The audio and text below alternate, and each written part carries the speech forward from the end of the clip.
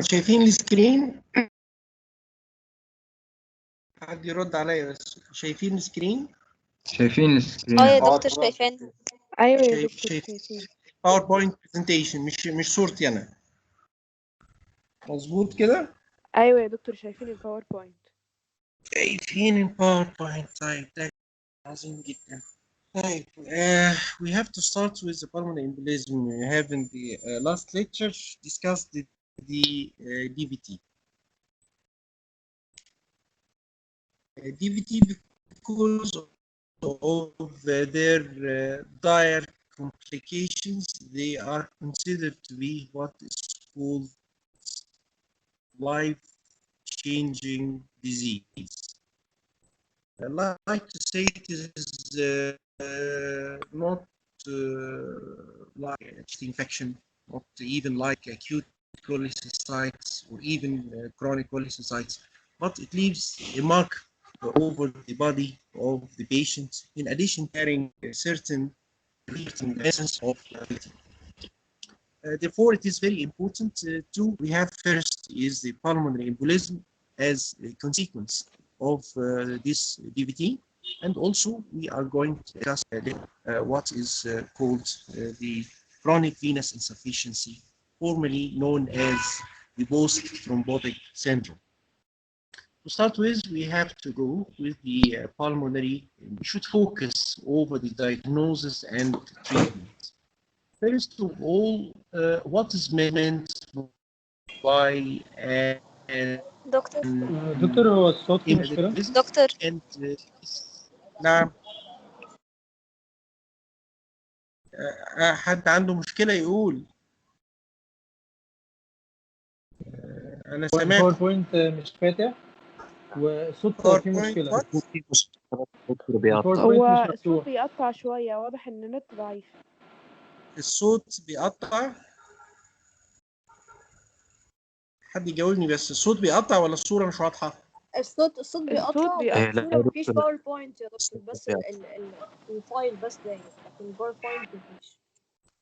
الباوربوينت ماله؟ مش سامع. مفيش باوربوينت باين قصادنا يا دكتور، هو الفايل من بره بس. مفيش باوربوينت باين؟ مفيش. السكرين موجودة بس هو مقفول الفايل.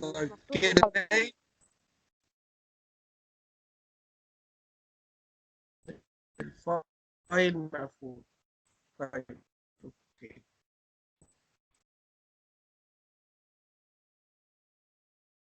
Give me 1 minute. ودكتور كمان الصوت لما حضرتك تبدأ تتكلم الصوت بيقطع جامد. كده باين؟ ظهر كده يا شباب؟ ايوه كده باين يا دكتور. الباوربوينت باين. طيب كويس. خلاص let's go to continue. He has what's called the pulmonary embolism as a consequence of the DVT. What's meant by pulmonary embolism? Embolism means circulation in the blood of foreign material. This is called an embolus. When this embolus is lodged in certain parts of the arterial or the venous tree, it is termed embolism.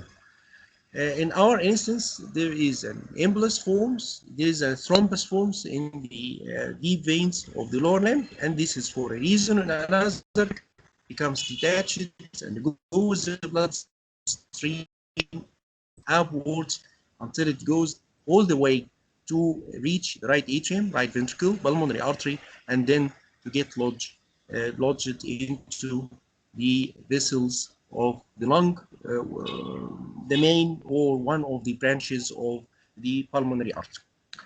The pulmonary embolism by definition is partial or complete occlusion of the pulmonary artery or one of its branches with hemodynamic consequences. This leads to hemodynamic consequences. These hemodynamic consequences depend on the size of this embolus and location of this embolus, the size if it is big or small, whether it's pulmonary artery, which is or in the segmental arteries or the subsegmental arteries, and also the pre-existing pre-existing cardiopulmonary reserve. The patient can withstand this event or cannot. It depends upon his cardiopulmonary reserve.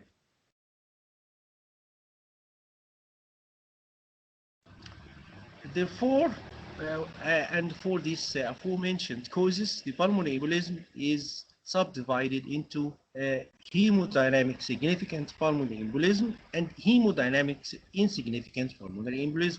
Again, this depends upon the size of the embolus, the location of this impaction of this embolus, and the cardiopulmonary reserve of the patient.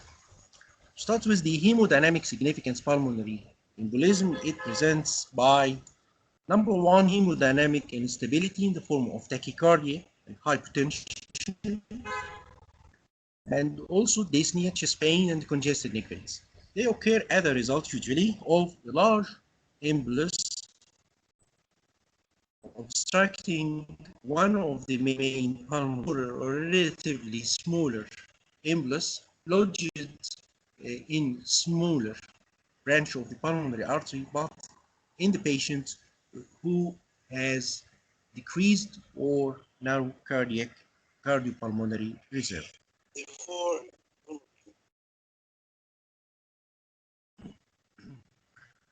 the pathogenesis of hemodynamic significant pulmonary embolism, which, as I have said, presents by hypertension, tachycardia, dyspnea, chest pain, and congested neck veins. What is the pathogenesis behind them? There is a sudden increase in the pulmonary artery pressure.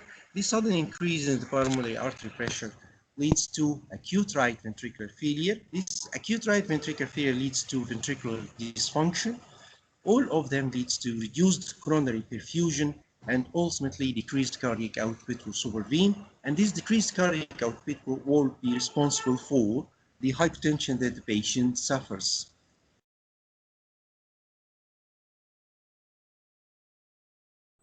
The hemodynamic insignificant pulmonary embolism has a lot of symptoms that the patients can present. For example, there may be cough, there may be hemoptysis, tachycardia, echocardiogram changes, hypoxia, ECG changes, pleural effusion, and chest pain. And as you see, all of these manifestations are non-specific to the pulmonary embolism, and they could happen with other chest and cardiac problems. For example, if the patient is having pneumonia or a congestive heart failure. And for these confusing presentations of the cases of the pulmonary embolism, in order for us to diagnose if our patient has pulmonary embolism or not, we should apply this following algorithm. If we are clinically suspecting that the patient develops pulmonary embolism, we need to confirm or to rule out the presence of the pulmonary embolism. If this probability is low or intermediate, and we will see how we calculate this probability according to this probability score. If it is low or intermediate, we should go to do D-dimer testing. If it if it is found to be normal, being required. And if this D-dimer is found to be elevated, I can go to perform to the patient diagnostic imaging, and if they are positive, we should treat this patient as pulmonary embolism. On the other hand, if the patient has a high probability of pulmonary embolism, should go directly to the diagnostic imaging. As we will see what kind of diagnostic imaging, we will see later on. If they are negative, nothing to be done. If they are positive, the patient should be treated as a pulmonary embolism. This probability score to assign the patient whether he has high probability of pulmonary embolism or intermediate or low probability of pulmonary embolism was devised by Wells. And this Wells score is being applied in clinical practice. The patient has clinical signs of DVT. He's given a score of 3. Heart rate more than 100 is given a score of 1.5. Recent surgery or immobilization in bed more than 3 days, the patient is given a score of 1.5. Previous pulmonary embolism or DVT, 1.5. Hemoptysis is given 1 point. Malignancy is given 1 point.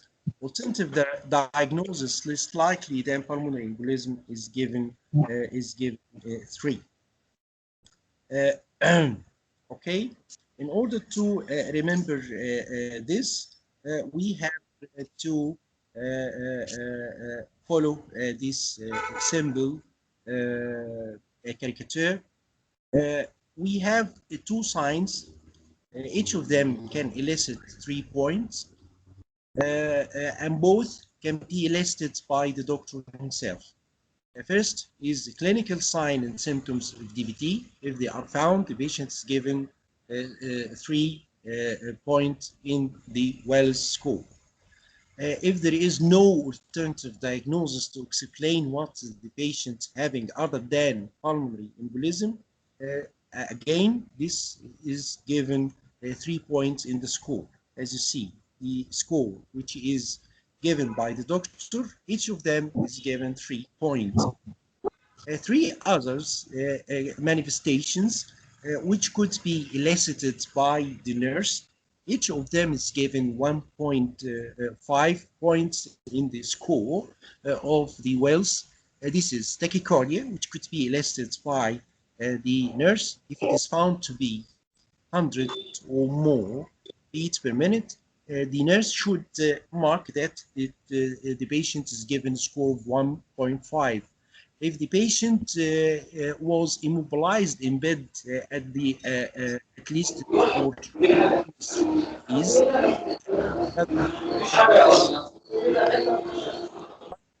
score of 1.5 is given. If there is history of DVT or pulmonary embolism, the patient is given 1.5.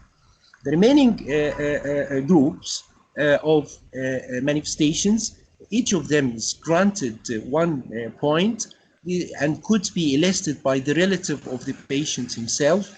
This is hemoptysis score of 1, or malignancy granting of another score of 1. After calculating this score, we should put the patient into high probability or intermediate or low probability.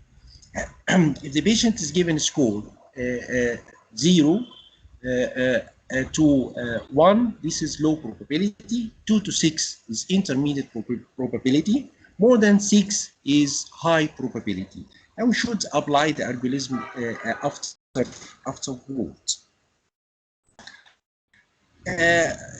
What about the investigations is being done or for the patient who is having a pulmonary embolism? First, the D-dimer testing, as we have mentioned before, if this D-dimer test in the low intermediate probability pulmonary embolism was found to be negative, this rules out the presence of but if it is positive, it does not rule out pulmonary embolism, and it has no role at all in high probability embolism. Therefore, this D-dimer is considered to be good negative test. It is negative in case of low probability, high or intermediate probability pulmonary embolism. This is enough to rule out the presence of embolism. But it has not the same rule if the probability of the patient is high. For example, if you have patient with high probability of embolism, دكتور معلش صوت حضرتك بعيد قوي. صوتي بعيد يعني ما سمعتوش ايوه كده كل اللي كويس فات ده، ما سمعتوش كل اللي فات كده احسن. كده هو كده احسن الصوت بكتير. بيقطع يا دكتور. لا يا دكتور، هو بيقطع جامد قوي يا دكتور. الصوت بيقطع طب مش بعيد. استنوني اوقف شويه اشوف alternate access للانترنت. استنوا شويه، استنوا لحظه.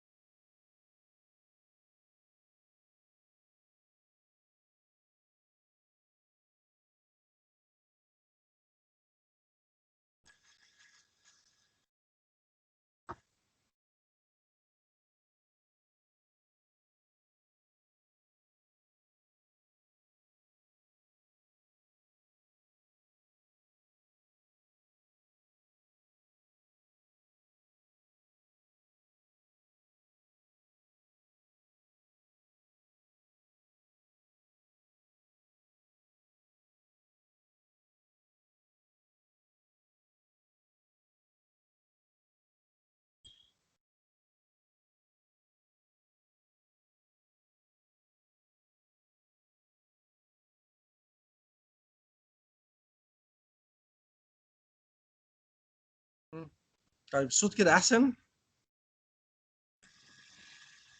الصوت احسن؟ اه يا دكتور كده احسن بكتير. احسن يا دكتور. طيب شايفين ويتش سكرين؟ شايفين الباوربوينت برزنتيشن؟ اه يا دكتور اه يا تمام. دكتور بتاعت ايوه يا الانفستيجيشن. دكتور.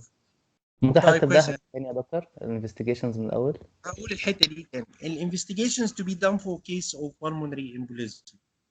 We have D-dimer testing, which is performed by blood sample. So it is one of the laboratory tests. And the second is the imaging techniques. To start with, D-dimer has no role for the diagnosis of pulmonary embolism if the probability is high.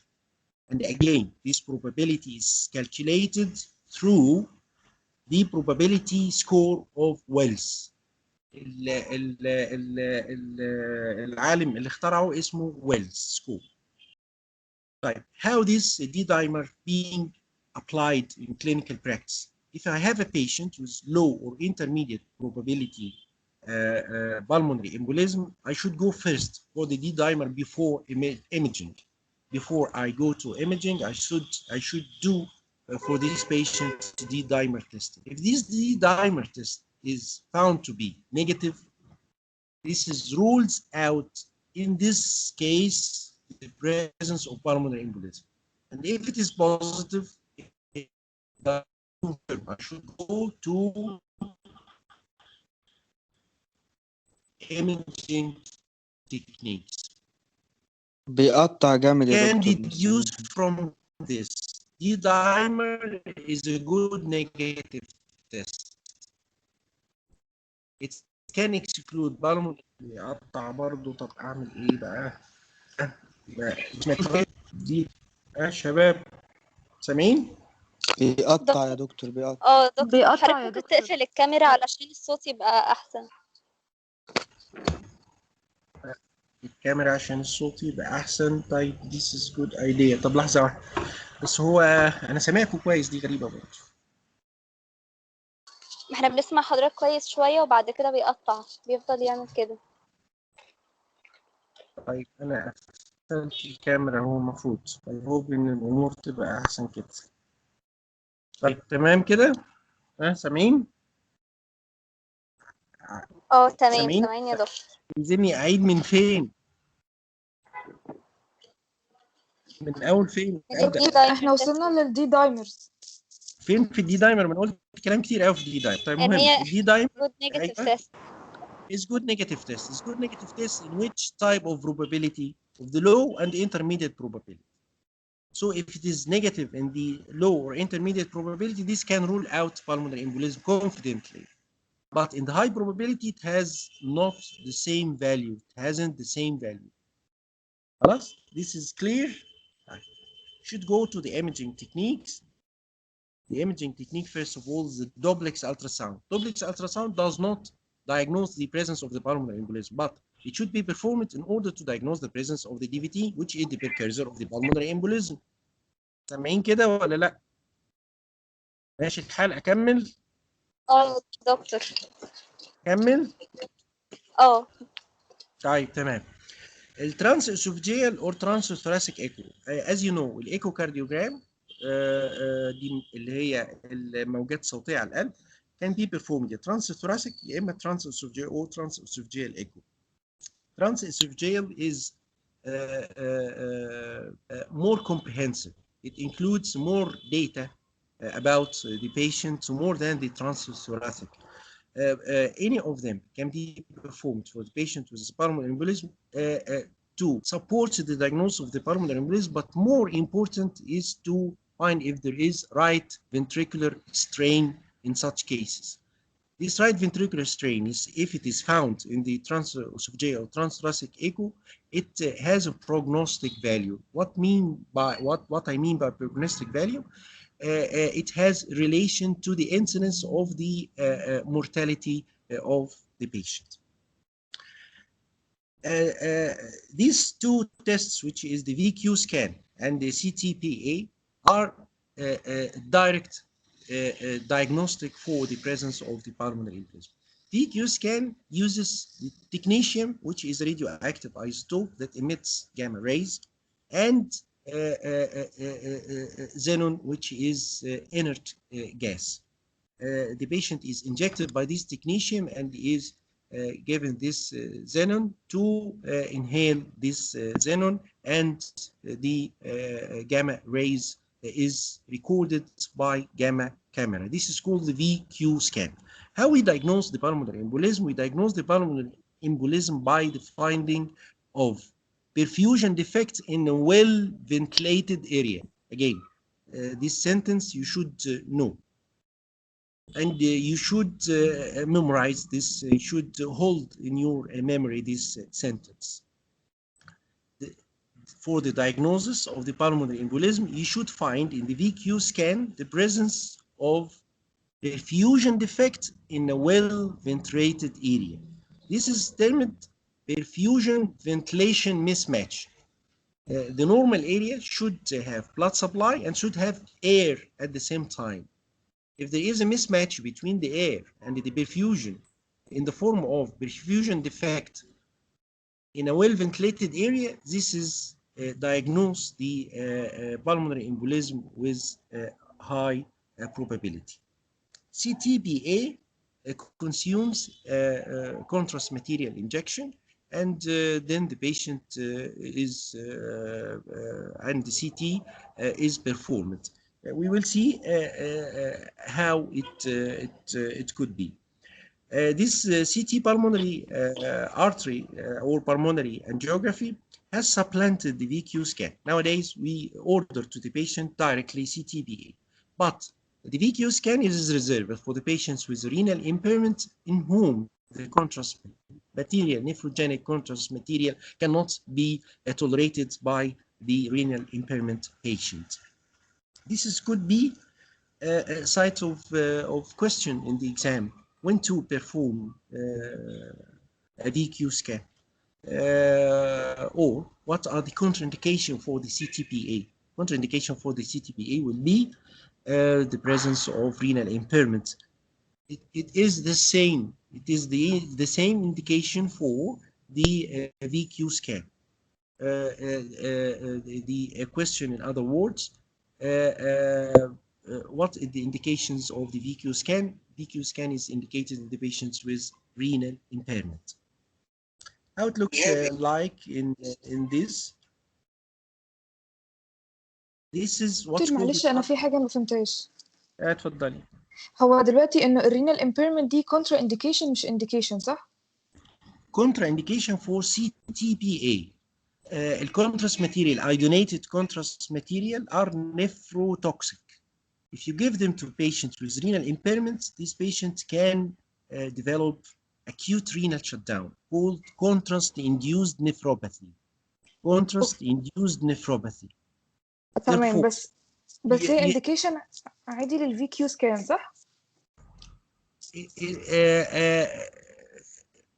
If you find a patient with renal impairment, and at the same time you are suspecting this patient has pulmonary embolism, we should perform to the patient VQ scan. Okay. The contraindication for CTPA is the indication to perform VQ scan. Thank you, doctor. Right. The photo, the image in front of you is the transverse cut. Transverse cut in the CTPA, which shows this is the lung field, this is the chest wall, this is the ribs, as you see, this is the skin, this is the muscles of the chest, and this is the region of the heart. This is the main pulmonary artery. This is the ascending thoracic aorta, and this is superior vena cava. The main pulmonary artery divides into right and left pulmonary artery. Notes the presence of hypodense material inside of the pulmonary artery bifurcation. Straddle this bifurcation, and this is called saddle embolus, causing occlusion of the main right and left pulmonary artery. And again, this is the pulmonary trunk.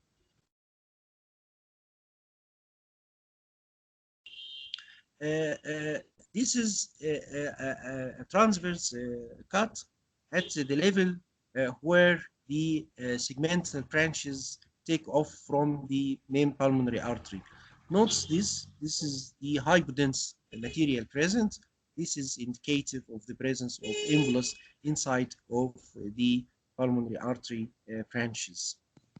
And also the arrow on the left side is pointing to another hypodense area in the in the segmental branch of the left pulmonary artery. This photo during surgery, which is called pulmonary embolectomy. This is the pulmonary artery. The trunk is opened here, and this is the pulmonary embolus. See that the axis is patient is through median distribution.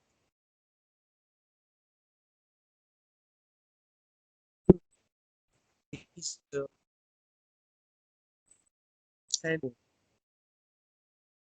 Here is same patient with the pulmonary embolus been retrieved from primary. سامعني ولا لا؟ دكتور الصوت بعيد. سامعين ولا لا؟ صوت قطع يا دكتور. الصوت بعيد أوي يا دكتور. سامعين؟ صوت حضرتك والله أنا بيقطع. لا يا دكتور الصوت بيقطع جامد يا دكتور. طب أعمل إيه بقى؟ طيب أنا في مكان كويس، شبكة كويسة. أنا شلت من على الواي فاي وحطيت على على الداتا بتاعت الموبايل. مش عارف. طب ما سمعتوش لغاية فين؟ ما السلايد اللي سمعتوش فاتت لغاية يا دكتور. فين؟ السلايد اللي احنا فاتت قلنا يا دكتور لغاية الامبوليزم ما اللي سمعناهاش. هي كانت في نعم، الإمبوليزم ماله؟ السلايد اللي قبلها يا دكتور. السلايد. طيب حاضر.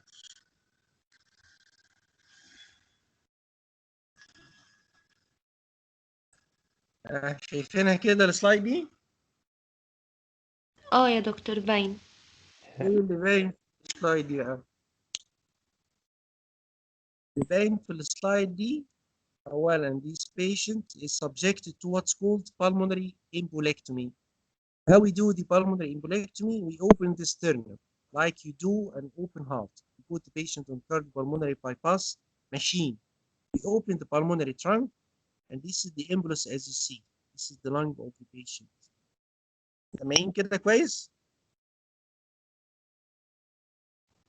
يا دكتور. ايوه دكتور سامع. تمام.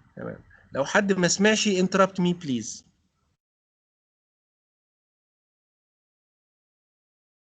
Okay.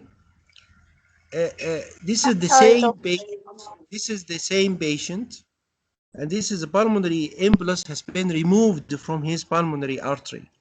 It represents perfect cast of the iliofemoral veins, as you see.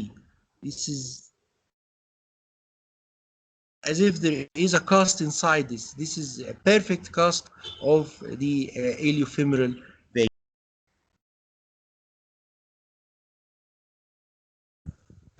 How we treat the patient with pulmonary embolism? We treat the patient with pulmonary embolism according to his presentation.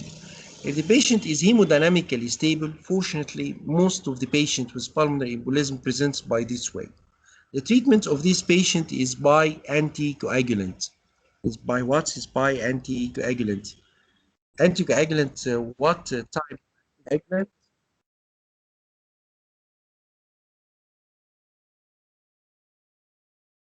الصوت قطع يا دكتور. طيب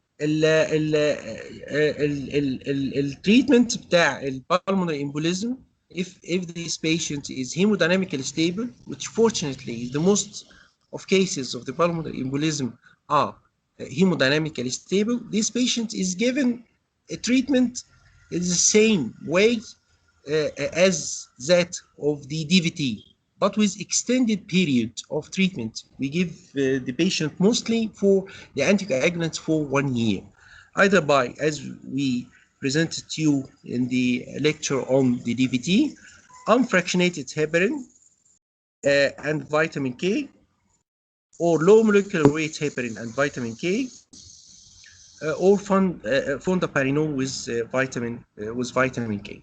This is the treatment of hemodynamically stable patient.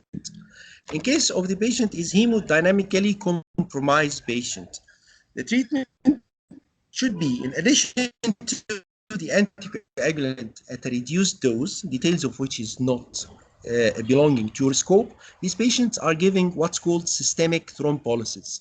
Systemic thrombolysis, like the recombinant tissue plasminogen activator, is given to these patients through central vein to the patient to bring about the lysis of the embolus that had been lodged in the pulmonary vessels. This is in case of hemodynamically compromised patient. If this hemodynamically compromised patient has a contraindication to thrombolytic therapy, this happens in case of, for example, recent surgery. If this patient has a recent major surgery, the site of this surgery could bleed again if this patient is given systemic thrombolytic therapy. Therefore, thrombolytic therapy in this event is contraindicated. If we found in the patient who is hemodynamically compromised, and at the same time this patient has a contraindication to the systemic thrombolysis, the patient is treated by catheter-based thrombus removal, either by suction or fragmentation. Again, hemodynamically stable patient is given anticoagulants in the same way, but at extended periods, similar to that of the DVT. The patient is hemodynamic compromised, is given systemic thrombolysis. If there is contraindication to the systemic thrombolysis, like recent surgery, this patient is offered catheter-based thrombus removal by fragmentation or by suction. If the patient is rapidly, if the patient has systemic thrombosis deteriorating, this patient is offered pulmonary embolectomy. Removal has time to work, or systemic thrombolysis also has about 2 hours to have an effect. And if the patient is rapidly deteriorating, this patient is giving pulmonary embolectomy. Again, hemodynamically stable patients giving anticoagulant in a similar protocol to that of the DVT, but at an extended period. The patient is hemodynamically compromised. This patient is giving systemic thrombolysis. There is a contraindication to the systemic thrombolysis. The patient is giving a catheter-based thrombus removal, either by suction or دكتور هو by الصوت قطع كده. systemic thrombolysis catheter. If the patient is hemodynamically compromised, this patient is given systemic thrombolysis. If there is contraindication for the systemic thrombolysis, this patient is given catheter-based thrombus removal. If the patient is rapidly deteriorating, this patient cannot withstand the time required for systemic thrombolysis work or the catheter-based thrombus removal to be performed. This patient is offered pulmonary embolectomy. We reached the end of this pulmonary embolism. حد عنده أي سؤال about this pulmonary embolism؟ حتى لو عايزني أعيد حتة. الويلز سكور دكتور يا بس ممكن دكتور. سؤال؟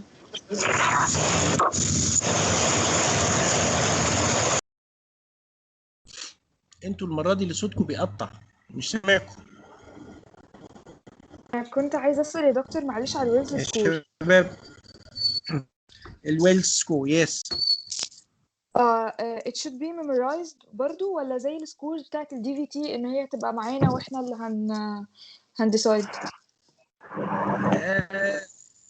لا، هي برضو انت should print it out. You should decide according to that. Nothing should few things should be left for recalling. Otherwise, you should print them out or put them on your phone. برضو تاني لو حبينا نسأل على الحكاية دي هنسأل عليها برضو على principle. مش هنسأل بيها على الديكس بتاعت بيتقري ازاي. لا احنا هنسأل ممكن السؤال يجي ازاي. نقول ال probability of pulmonary embolism. How you judge about the probability of pulmonary embolism. قول لي بالويل سكور او يبقى في اجابه مكتوب فيها الويل سكور. طيب دكتور معلش، اتفضل. انا بس ممكن اعرف السكورز اللي اقدر اقول ده لو ولا مودريت ولا هاي probability؟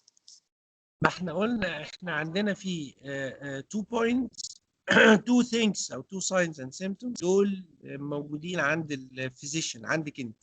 كل واحده فيهم تاخد 3 points.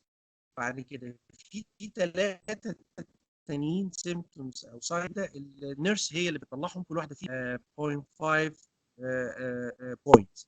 في اخيرا 2 دول عند تقدري تجيبيهم من الريلاتيف بتاع البيشنت اللي هم الهيموبسيس او كان عنده مالجنس. كل واحده فيهم تاخد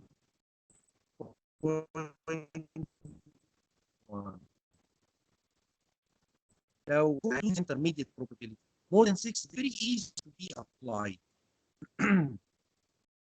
طب دكتور كده دكتور، هو لو العيان دي دايمر بوزيتيف على طول بنبدأ نعالجه كبلمونري امبوليزم ولا لازم نعمل له ايميجنج؟ بص تاني ده لازم يتحط في الكونتكست بتاعت البروبابيليتي. العيان ده انا اصلا مش هعمل له دي دايمر الا لو كان لو او انت صح كده. الحاله دي لو انا عملت له دي دايمر وطلع لو او وهو كان لو او انترميديت بروبابيليتي وطلع الدي دايمر ده نيجاتيف، انا مش هسبجكت البيشنت لايونايزنج راديشن وكونتراست ماتيريال بتاعت السي تي بي اي. طيب لو هو العيان ده نفسه اللي هو عنده لو او انترميديت بروبابيليتي ولقيت الدي دايمر هعمل له دي دايمر، لقيت الدي دايمر بتاعه طلع نيجاتيف، انا مش هعمل حاجه. طلع بوزيتيف I should go for pulmonary for CT pulmonary arteriography اللي هو CTPA. طيب لو هو العيان من الاصل هاي probability I should go for CTPA من الاصل من غير ما اعتمد على الدي دايمر ولا اضيع وقتي في انه الدي دايمر يطلع. ليه؟ لان هو مش المفروض يفيدني في الحاله دي. لو طلع حتى نيجاتيف في هاي probability patient I should discard this value. I should not take it into consideration. تمام كده؟ البروبابيلتي منين؟ فندم؟ عيد السؤال تاني. ازاي البروبابيلتي بتاعتي؟ بحدد البروبابيلتي بتاعتي ازاي؟ البروبابيلتي بتاعتي ازاي؟ البروبابيلتي بتتحدد بحاجه اسمها الويلز سكور. الويلز سكور ده قال في عندنا حاجتين الفيزيشن بيطلعهم كل واحده فيهم تاخد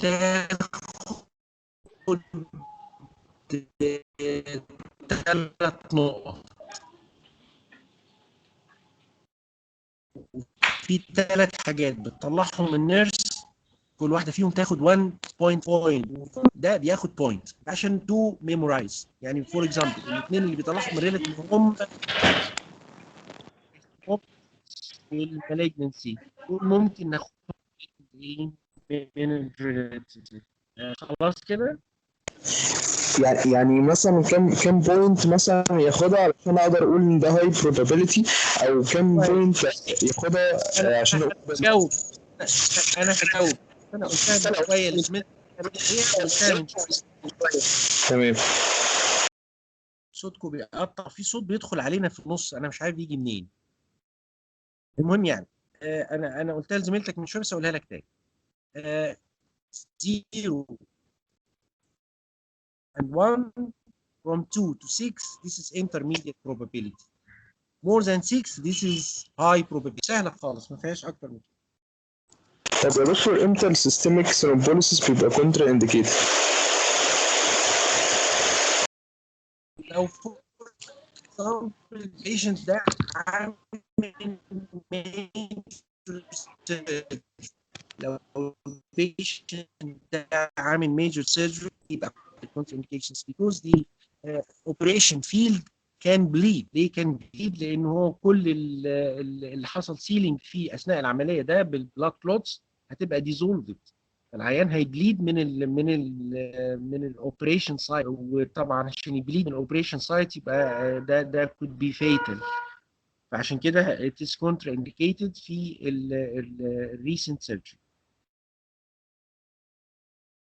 حد عنده سؤال تاني؟ عايز ادخل على موضوع تاني. VQ وال CTPA في واحدة منهم more specific sensitive أو time consumption يبقى فيها أقل. Like should I prefer one over one? Yes, the preference is for the CTPA because it is rapid, readily available, sensitivity and specificity is high.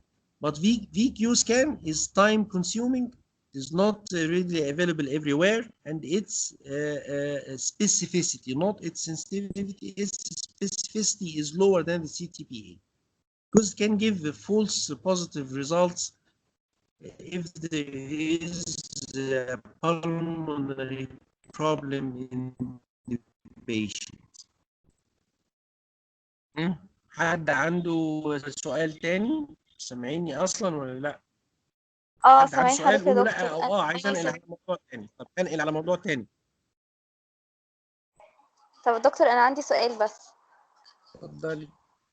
هو ايه الفرق ما بين الكاثيتر بيزد ترومبس ريموفال وبالمونري امبوليكتومي؟ يعني ايه الفرق بينهم؟ الكاثيتر بيزد impulse removal by suction of fragmentation is performed through percutaneous route. يعني ايه percutaneous route بالبلدي كده؟ اللي بنعمل ايه؟ بندخل في الكومن فيمورال فين percutaneous بسكين بانكتشر، مش بنوبن حتى. وبعد كده اول انسترومنتس بتاعتنا بتدخل من جوه الكومن فيمورال فين up to the iliac inferior vena cava up to the right atrial pulmonary artery until it reaches the area where the is lodged and suction or fragmentation is performed. ده البرنسبل بتاعتها. Pulmonary embolectomy, this is an open surgery which necessitates general anesthesia, necessitates good preparation of the patient, but because it is performed on an emergency basis, so it has its own morbidity and its own mortality. Sternotomy is performed, the function are taken cardiopulmonary machine. Cardioplegia is offered to the patient, and then the pulmonary artery is opened, and this thrombus or embolus is removed. The pulmonary artery is repaired, and the chest is closed. This is the principle of the pulmonary embolectomy. تمام كده؟ وصلت؟ تمام شكرا يا دكتور. بس هي كده only indicated if the patient is deteriorating بس. Yes, the patient is deteriorating rapidly. There is no time for the thrombolytic therapy to be to work or to prepare for the suction of the pulmonary catheter to put a catheter-based impulse removal. Usually, it is performed on emergency basis. تمام شكرا يا دكتور. العفو يا فندم. طيب هنشوف حاجة تانية كمان نعملها. ما تقولوليش إن أنتوا زهقتوا عشان إحنا عايزين نخلص الحاجات اللي ورانا بليز.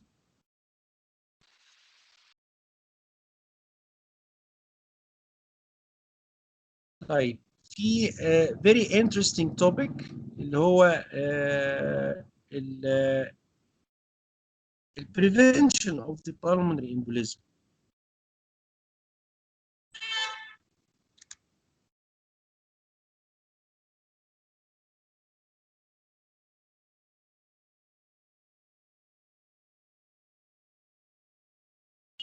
أول أتأكد إن أنتوا شايفين السكرين بتاعتي ولا لأ؟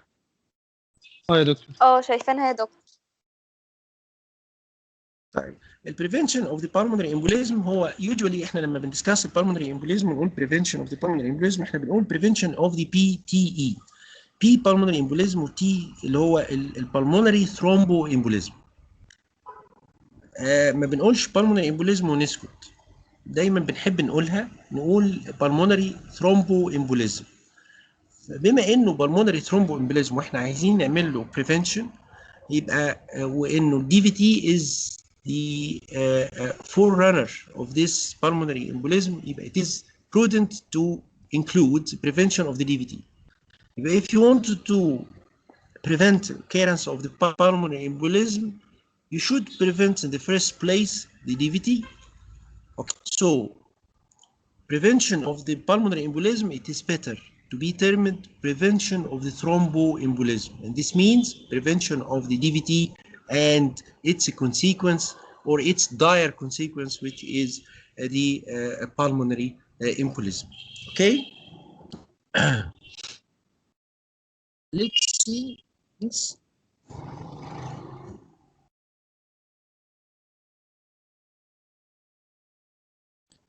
The embolus forms usually in the deep veins of the leg, and it travels the whole way. This the veins, and it goes each eight has the inferior vein. مفيش صوت يا دكتور، مفيش صوت خالص.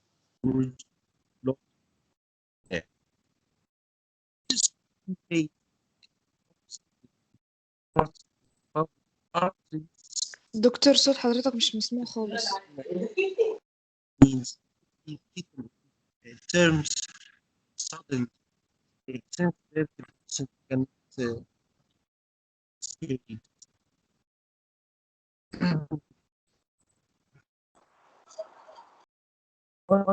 it is preventable. It is preventable through the implement of what's called the prevention of the pulmonary thromboembolism.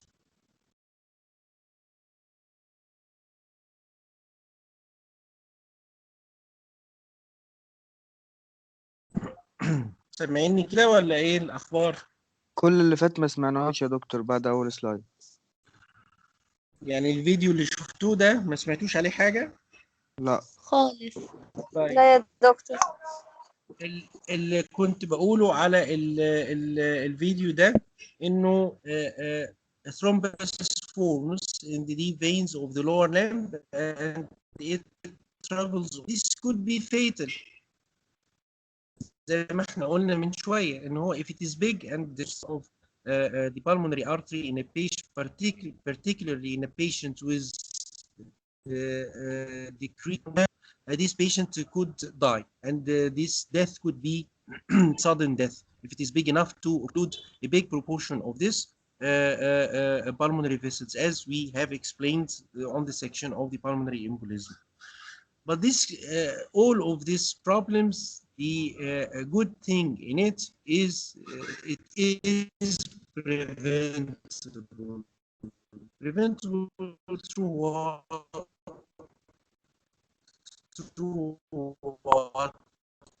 Through applications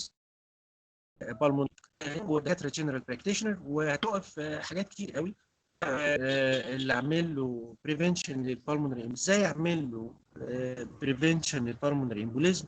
كل الحاجات دي لو انت if you are in doubt you should consult vascular surgeon or hematologist about this specific topic علشان خاطر نعرف how to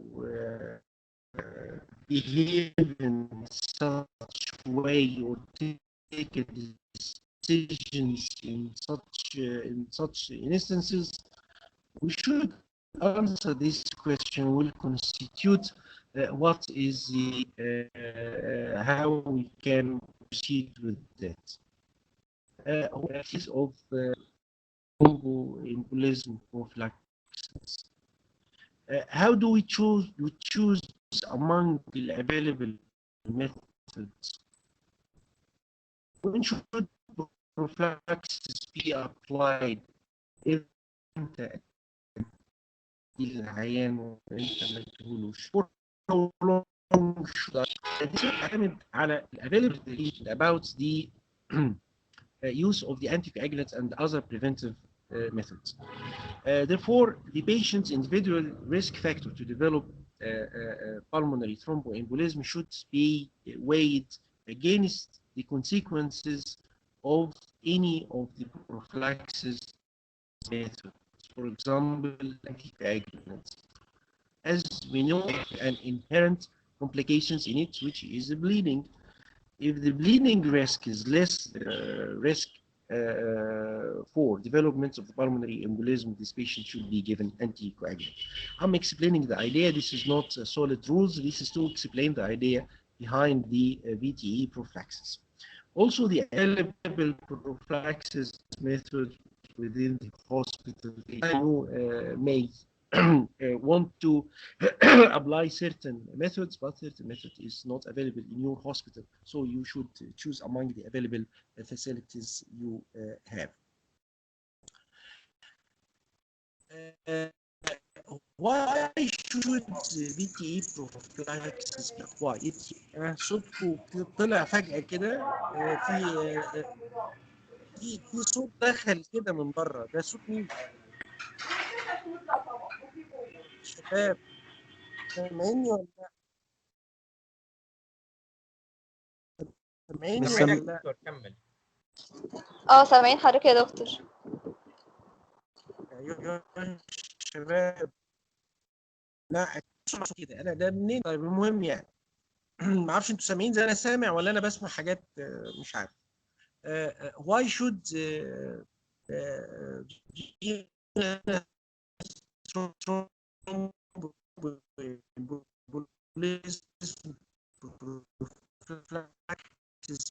it is the leading cause of death in the United States, and as I have said earlier, we have no registry for that, but some of the countries like the US has a registry and explain that there is a leading the VTE is the leading cause of death in United States. VTE mortality is 5 times that of breast cancer and AIDS. 900,000 of the patients develop VTE, 600,000 develops non-fatal, and 300,000 patients develop VTE-related death. 2/3 of them develops non-fatal, and 1/3 of the patients develop VTE-related death. 1/3 of the VTE-related death occurs after hospital discharge. The patient is in hospital, subjected to surgery, and this patient is being discharged. 1/3 of this death occurs after hospital discharge. 1/3 of all VTE-related deaths presents as sudden death, as I have said to you earlier. 1/3 of all as a sudden death, and you can not save these patients. 4% of about 200,000 patients with non-fatal VTE develops pulmonary hypertension.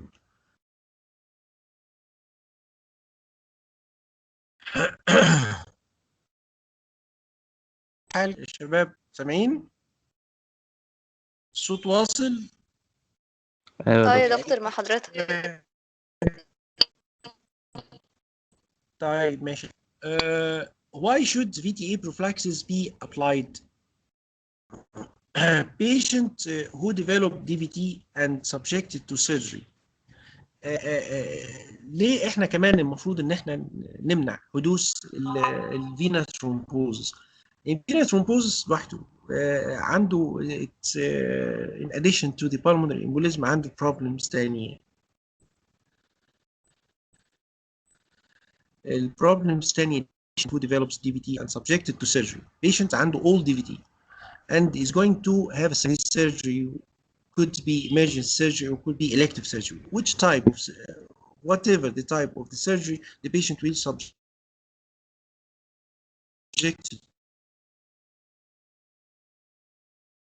to have an end or not a pristine vein.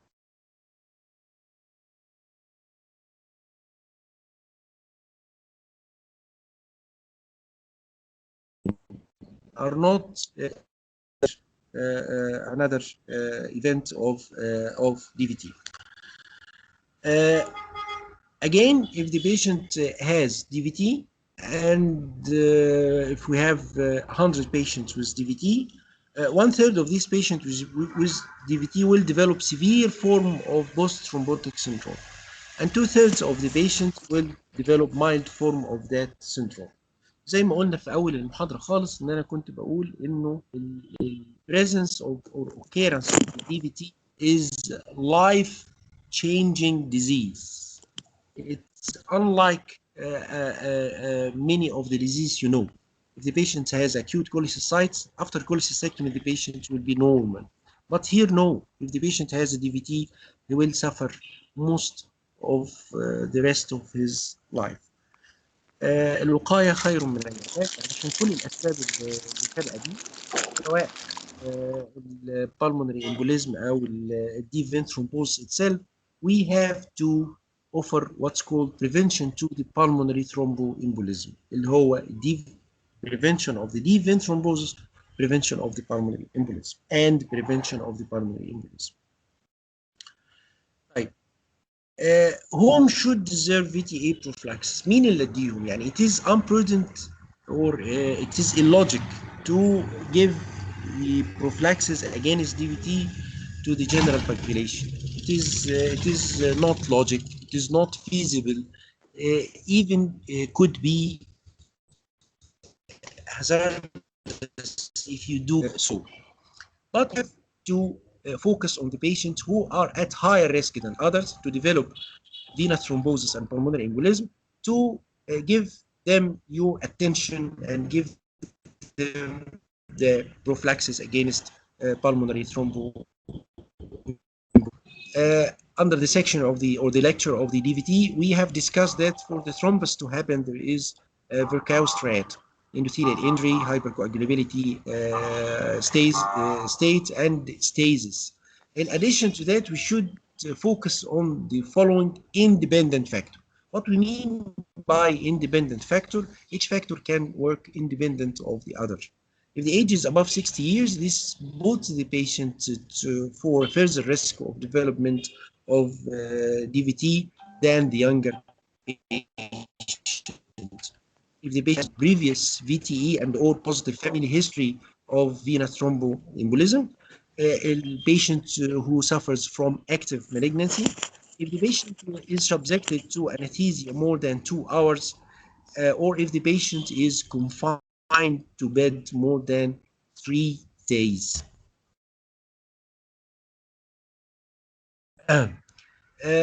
The risk of the development of the DVT is paralleled to any of the above mentioned factors or the before mentioned factors, but we have the surgery as a key exposing risk factor. Key exposing risk factor is present in case of the surgery. And certain types of the surgery have their certain risk. For example, this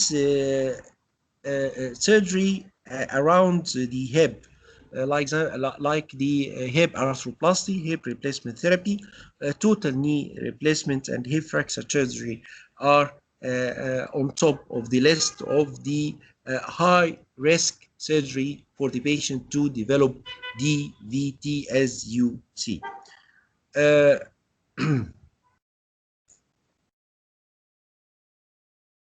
In order to identify the patients who are at higher risk of the development of venous thrombosis and pulmonary thromboembolism, it is not a matter of guess. We have to apply what's called risk assessment model.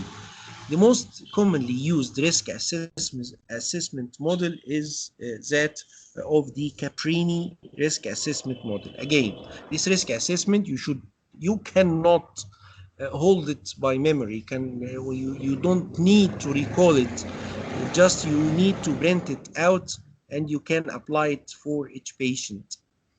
Each of this have one point, and then this Caprini score is calculated to see if the patient is at which type of risk or what grade of risk the patient is subjected to develop venous thromboembolism. What are the methods of the VTE prophylaxis? The methods of the VTE prophylaxis have general measures to be applied for every patient, and we have specific measurements to be applied. General measures, the good hydration is one of the general measures. Analgesia to have the patient to move in bed and to be ambulant shortly after surgery is of great importance. And to perform flexion extension while he is in bed. Also, the leg elevation decreases the edema and decreases the stasis, and early ambulation, of course, are of a great importance for the patient to prevent pulmonary thromboembolism following surgery. Specific measures we have the mechanical methods. These mechanical methods, graduated compression stocking, intermittent pneumatic compression and foot pump, and also we have a pharmacological low molecular weight heparins. This is what are the methods of the VTE prophylaxis, generally speaking. To which patient should I give? We will see, and it will come up next. Mechanical methods, all of them works to prevent stasis, maintain linear blood flow, and prevent venous dilatation. To prevent stasis of the blood inside of the vessels, because stasis with stagnation of the blood inside of the blood vessels, this will increase the concentration of the clotting factor relative to the time passed. Therefore, these clotting factors will be present at the site at higher concentrations than any time before. Number two, to maintain linear blood flow, and as you know that the blood is not moving inside of the vessel as a one column. It has a linear blood flow, the plasma outside, and the cells, red, white, and platelets are occupying the mid lamina or the midstream of the blood vessels. If this is disturbed, the blood element will come in contact with the endothelium, and they may interact with this endothelium, and a thrombus will form. Also, mechanical methods will prevent venous dilatation. This venous dilatation could lead to intimal injury, and this intimal injury can incite or stimulate or start method or some sort of some process of سامعين لغايه كده ولا ايه؟ يا شباب سامعين؟ يا دكتور. يا دكتور. سامعين ولا لا؟ ايوه دكتور سامعين. يا دكتور سامعين حضرتك. Okay, thank you. Graduated compression stocking, which are used to prevent the formation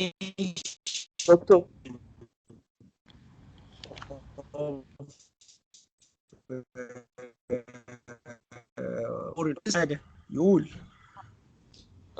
دكتور انا كان عندي سؤال بس، هي مشكلة الفينس دايليتيشن في الانتمال انجري، ولا ان هو بيعمل مشكلة في الفالفز نفسها، يعني بيوسعها ما بيخليهاش تقدر تقفل كويس يعني؟ لا هي المشكلة كلها ان هو ممكن يعمل انتمال انجري، ما تخلطش ما بين الفينس دايليتيشن as a consequence of events، واللي انا بتكلم عليه في البريفنشن بتاع الدي فين ثرومبوزس. احنا بنتكلم على عيان اكتر ناس بيحتاجوا prophylaxis against venous thrombosis and pulmonary embolism هم الناس اللي هيبقوا will be subjected to surgery. واحده حامل وهتولد، واحده كبيره في السن وهتغير مفصل، وهكذا. طيب الناس دول ممكن ان احنا offer them mechanical methods to prevent the occurrence of this DVT. طب how these mechanical methods work? It works by number one to decrease or to prevent stasis. Number two to maintain a laminar flow of the blood. Number three to prevent venous dilatation. طب النقطة اللي انت كنت بتتكلم عليها اللي هي الفينوس dilatation. طب لو الفينوس dilatation حصل في الحالة دي هيحصل امتى؟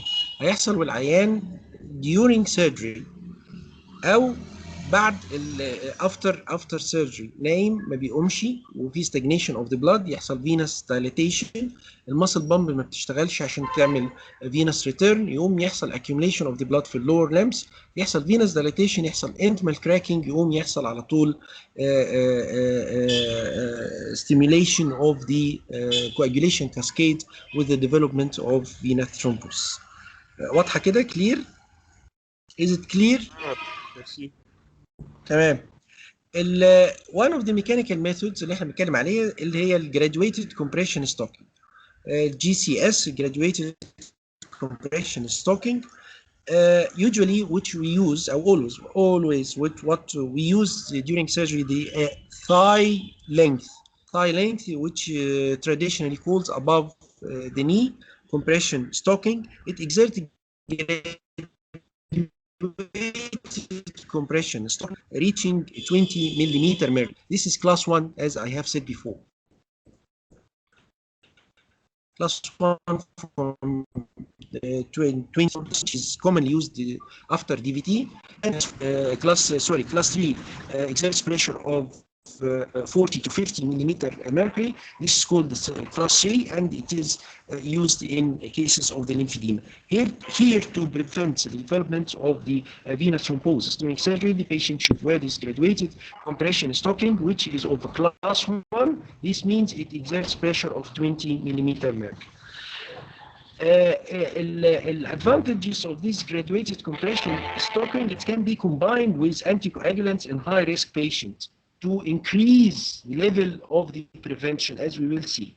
But it has a drawback in the skin irritation and could lead to ulceration of the skin as well. The intermittent pneumatic compression is the second type of the mechanical prevention. This simply, how does it work? Number one, this is the most effective of the mechanical methods. Number two, it exerts pressure of 35 to 55 millimeter mercury for 10 seconds every 1 minute. It should be used during hospital admission, during surgery, and after surgery until the patient resumes his normal ambulation. Is useful in the patients who are at risk of the bleeding complication and when anticoagulants are contraindicated. Again, this intermittent pneumatic compression simply it helps by improve the drainage of the blood from the lower limbs before, during, and after surgery. It is very effective, as you see.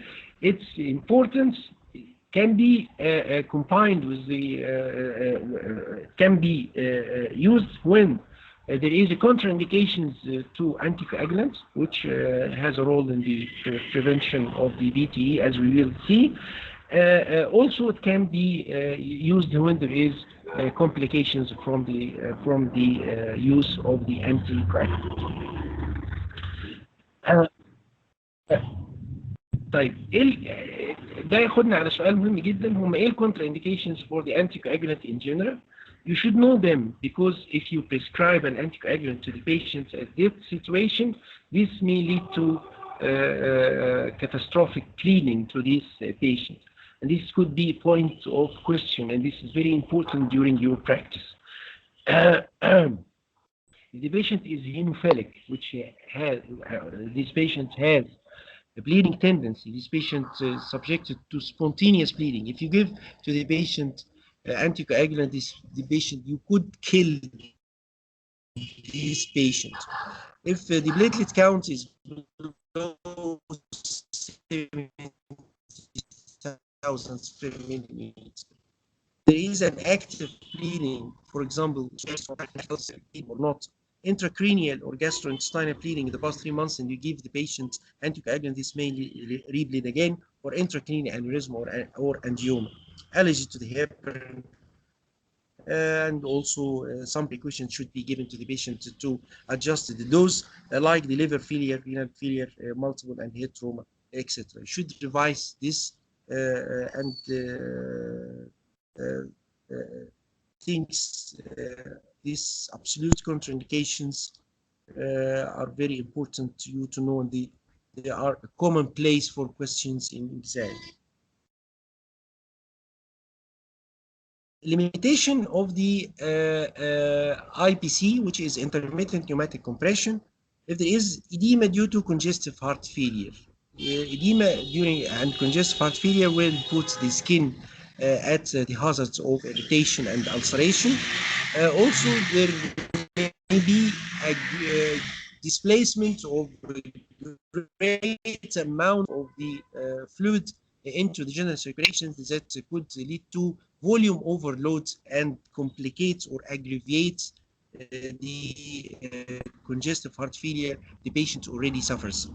If the patient is having active DVT right now, this may dislodge this thrombus and produce pulmonary embolism. If the patient has a peripheral viability of the limb is dependent on the collateral circulation, this pneumatic compression will interfere with this collateral circulation and leads to perfusion pressure drop in this patient and could have dire consequences as well. The patient suffers infection like cellulitis or erysipelas. The applications of the IPC could be in this patient and cannot be tolerated. It cannot be applied over the limb with bone fractures. This is obvious in such cases.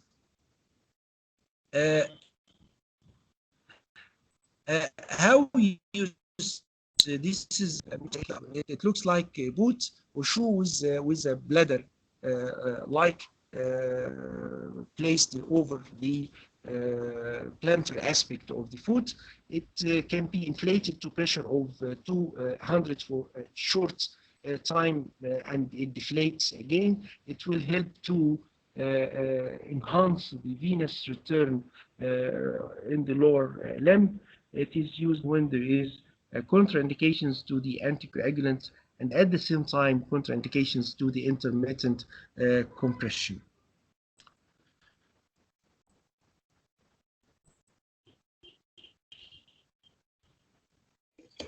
How prophylaxis methods? How we should choose? We have said that we have mechanical methods and we have a pharmacological method. Pharmacological method is the low molecular weight heparin.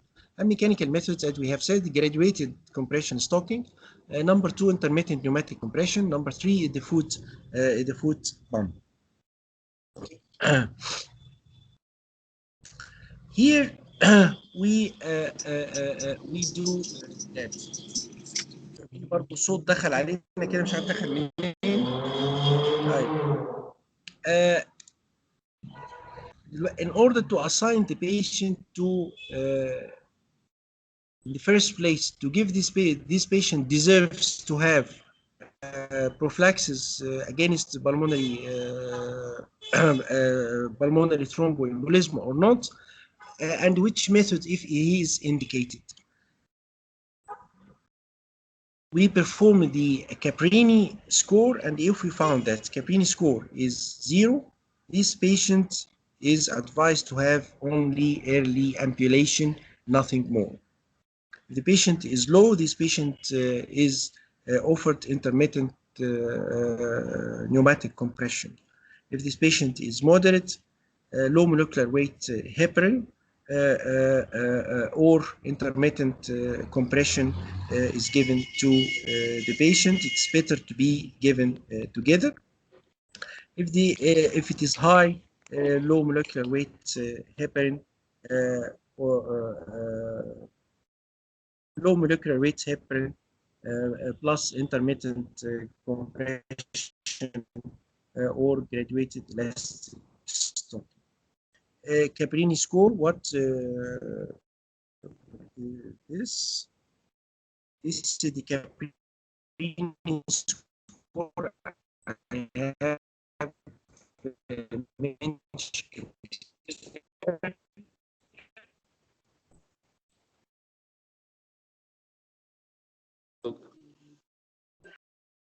دكتور صوت حضرتك راح. كده الصوت رجع كده. the choice of the indications for the prophylaxis and the choice of the method of the prophylaxis depends upon the Caprini score. As you see, according to the Caprini score, we have explained to you earlier. Again, details of this are not required from you. Only the principle you need to know. Only the principle of everything. You should understand everything, but you should not exhaust your memory. يعني سامعني ولا لأ؟ يا أيها الشباب. سامعين حضرتك يا دكتور. اللي بكرره تاني، عايزكم تفهموا مش عايزكم تحفظوا. مش هنسألكم على حاجة محتاجة ان انت تسمعها. الحاجات اللي هتحتاج ان انت تبقى تسمعها حاجات كلها بسيطة، مش كل حاجات. انا عايز اقول لك ان هو العيان عشان خاطر ان احنا نعمل له بروفلاكسيس اجين ثرومبو امبوليزم، اول حاجة بنعملها ان احنا بنعمل الكابريني سكور. بعد ما نعمل الكابريني سكور بنشوف محتاج بروفلاكسيس ولا لا.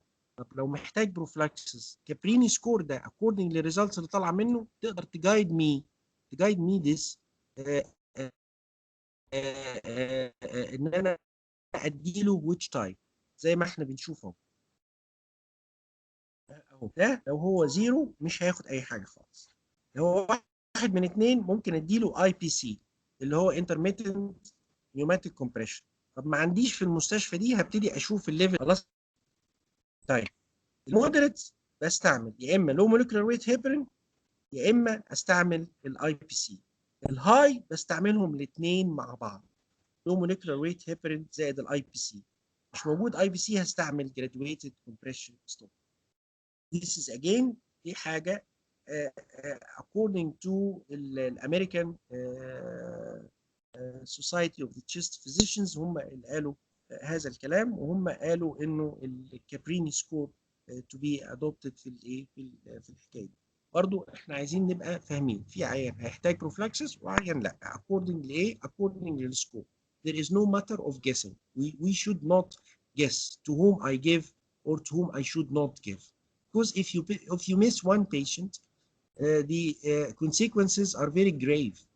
This patient could develop pulmonary embolism which could be fatal. You can regret doing that. تمام كده. ننقل على بعده. طيب احنا قلنا دلوقتي ان احنا عندنا الميثودز، يا اما في ميكانيكال ميثودز يا اما في فارماكولوجيكال ميثود. هنيجي على الفارماكولوجيكال ميثودز اللي احنا بنستعملهم. طيب الفارماكولوجيكال ميثودز قبل ما نقول which type of pharmacological methods and how we use them, we should put into considerations حاجة واحدة اللي هي ايه؟ هي the balance between the risk of development of the pulmonary thromboembolism against the risk of the bleeding caused by the use of this anticoagulant. To use the anticoagulant, we should use the anticoagulant that has the lowest risk of bleeding type. This should be given to the patient before surgery. Before surgery, we take the surgery as an index incidence that lead to the development of the venous thrombosis. Okay. This patient is going to have a surgery, and I calculate to the patient the Caprini score and found that this patient is indicated to have prophylaxis against pulmonary thromboembolism, and I decide to include in the prevention of this patient the anticoagulant use. The benefits of the anticoagulant should the benefit, which I mean the benefit in prevention of the pulmonary thromboembolism, should outweigh the risk of the bleeding. Another point is crucial at the time of the administration of these anticoagulants closer to the commencement of surgery, the risk of the bleeding يعني ايه تاني هقولها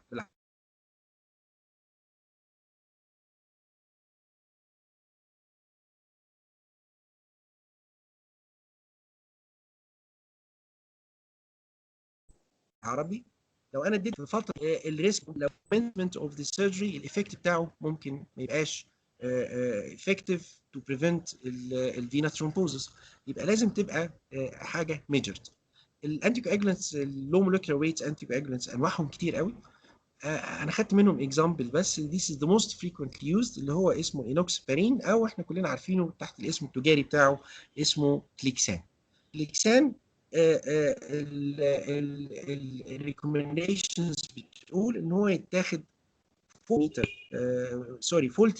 مللي جرام one single jab or injection of 40 milligram 10 to 12 hours before commencement of surgery, and 6 to 8 hours and anticoagulant in terms of the treatment of the patient to prevent pulmonary thromboembolism.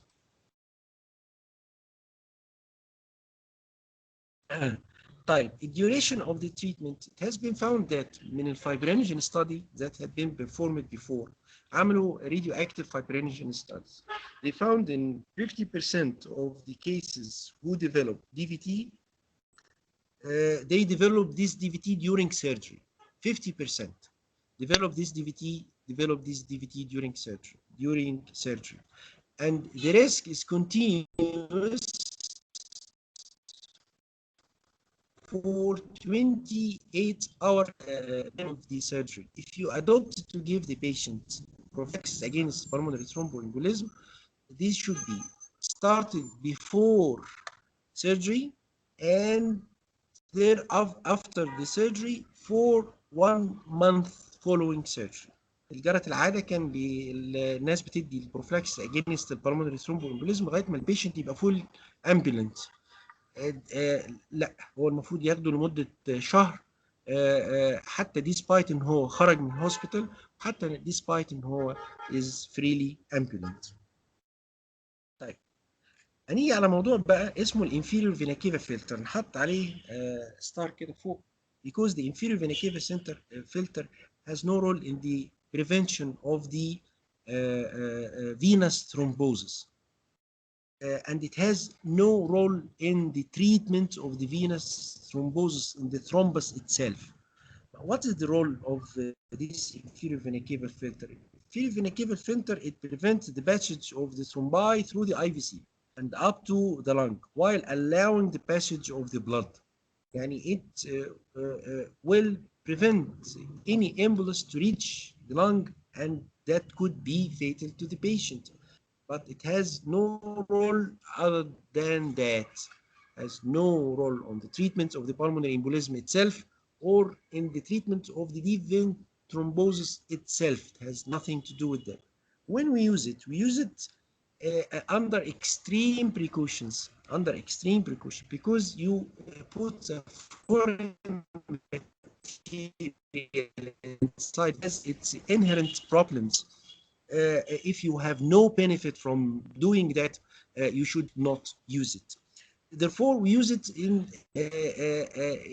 extreme of circumstances in which if the patient has DVT and this patient has contraindications to the anticoagulant as well, or if the patient is put on anticoagulant already and develop bleeding complications from that anticoagulant, or if the patient developed PE despite adequate anticoagulation therapy. This means failure of the anticoagulants to prevent the occurrence of the pulmonary embolism, and therefore I should add another factors to prevent this. Could be the inferior vena cava filter. Patients who have already pulmonary hypertension or decreased cardiopulmonary reserve, like an old patient with a problem in his cardiopulmonary system, and this patient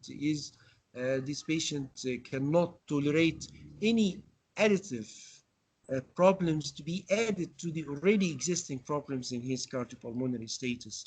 These patients could have an inferior vena cava for the fear, inferior vena cava filter for the fear of the aggravation of the already existing problems in his cardiopulmonary system. IVC filter, this is example of the IVC filter. They in the past were placed inside of the inferior vena cava by open surgery. We perform cut down over the femoral vein, introduce this inside of the inferior vena cava, and leave it to hang there by means of the hooks present in its leg to prevent its migration. Two types of this, broadly, two categories of this IVC filter are existing. This is a permanent IVC filter, which is placed inside of the IVC forever. It not intended for removal later on. And the retrievable IVC filter. This can be removed by endovascular use. We resort to this retrievable IVC filter if there is a temporary contraindication for the anticoagulants, like post-operative patients or a patient in major trauma or multiple trauma patient. We put them until the patient, we put the IVC filter until the patient can tolerate the anticoagulant, and then we remove this IVC filter by means of endovascular means, as I will I will show you. These examples of the IVC filter which are retrievable. They are characterized by the presence of hook to attach to in order to retrieve this IVC filter, as we will see. Yes, this is what's called snare or nose in OOSE. السنير او النوز in OOSE. النوز دي used to capture animals. انتوا معايا ولا رحتوا فين يا شباب؟ حضرتك يا دكتور. مع حضرتك يا دكتور. تمام. السنير ده ليه اسم تاني اسمه نوز. الميديكال ترمينولوجي بتاعه اسمه سنير. التراديشنال نيم بتاعه اسمه نوز NOOSE. مش نوز مناخير، لا NOOSE. نوز دي اللي بيمسكوا بيها الكلاب بتاعت الشارع، عباره عن عصايه مجوفه فيها حبل، ويدخلوها في رقبته ويروحوا زانقين بالعصايه على الحبل، تروح يتمسك الكلب من رقبته. دي النوز. خلاص. Similarly in the endovascular this is called the snare. This is the medical terminology. دي العصايه بتاعت اللي بنمسك بيها البتاع، وده الحبل اللي طالع منها. ده بيتشعلق في الخطاف اللي عامل زي الصناره ده. خلاص. ولما يتشعلق فيه كده نروح شادين الحبل اللي جوه، اللي هو الواير اللي جوه، ومثبتين العصايه. يقوم ده this filter يكولابس. ازاي يكولابس inside this catheter؟ ازاي؟ بالمنظر ده اهو يكولابس inside this catheter لغايه ما اقدر ان انا اطلعه. خلاص. طيب الكومبليكيشنز بتاعت الاي في سيلتر ما فيش حاجه ما لهاش complication. Everything has its price. Therefore the risk benefit should be calculated for each patient before you embark on inserting IVC filter in any of the patients. We have acute complication like the bleeding or thrombosis at the site of insertion. We have misplacement. We usually put it under the renal veins. Sometime during its introduction, it can be displaced or misplaced in a site that could be dangerous to the patient. The late complication, the filter itself can develop thrombus in this, and thrombosis here will be thrombosis of the IVC.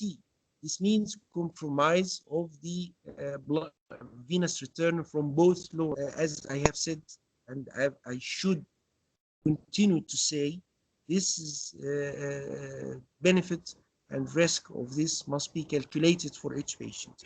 Also, it can lead to DVT in the lower limb. The filter itself can break or can migrate or can lead to erosion of the vena cava. Like you see this. This is filter. This is CT, and this is the sagittal plane of CT. This is the inferior vena cava. This is the renal vein, as you see. This is the left renal vein. Look at the legs of this filter have gone outside the wall of the cave. This is during surgery, as you see it larger for you. As you see here, this is the legs have been protrude out of this IVC. This is a problem, and this is should be removed by a heroic as you see. Okay. تحبوا تاخدوا حاجة تاني ولا يا شباب؟ كفاية يا دكتور. تعبتوا؟ كفاية يا دكتور. طيب خلاص، لقائنا يوم السبت بقى الساعة 1. دكتور ممكن نسأل حضرتك حاجة؟ اتفضل. حضرتك ممكن تحط لنا فايل PDF بتاع المحاضرة اللي فاتت بتاعت DVT على التيمز هنا دلوقتي؟ دلوقتي حالا؟ يعني وقت ما حضرتك تفضى يعني. حاضر. طيب حد عايز حاجة تاني؟ يا شباب حد عايز حاجة تاني؟ شكرا. طيب شكرا يا دكتور. لا يا دكتور شكرا. نلتقي يوم السبت إن شاء الله الساعة 1 بالظبط. السلام عليكم ورحمة الله وبركاته. وعليكم السلام.